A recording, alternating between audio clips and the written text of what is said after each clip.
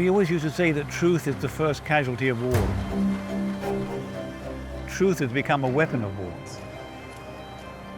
People actually weaponize information.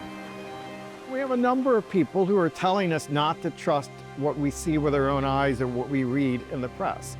The press is being framed as the enemies of the people. Don't trust them, trust me. How can people not be susceptible to mis and disinformation if for the last 20 years we have allowed a steady decline in both the quality of the information and the commitment to verification journalism? How many people record television news and rewind it and go back and listen to something again? Why would you want to? What would you learn? We've lost 60% of American journalists and editors.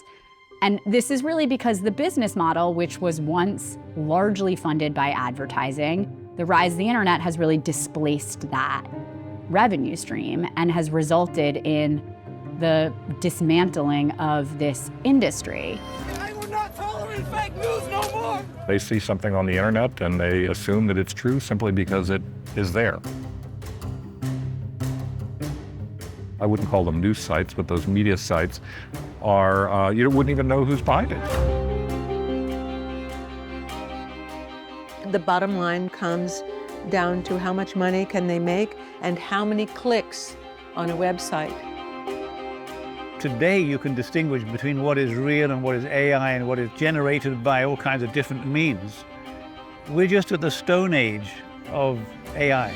40% of all jobs around the world will be impacted by AI. AI can take something that was raw and scrappy and turn it into something that looks and sounds official. And it's very hard to figure out what's true and what's not, what's real and what's not. And I fear that world. When you have mission and commerce in balance, it's a fabulous operation. When it goes out of balance, squeeze, charge more, and give less to the consumer, then you have a problem. Over the past 2 decades, we've watched this kind of slow motion decline of the commercial newspaper industry. So many people have lost sight of what good journalism is. If you don't have journalism, I think you won't have democracy. We need the press for democracy, and we need democracy for the press.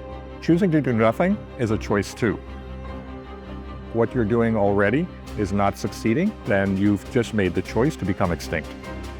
What is a journalist today?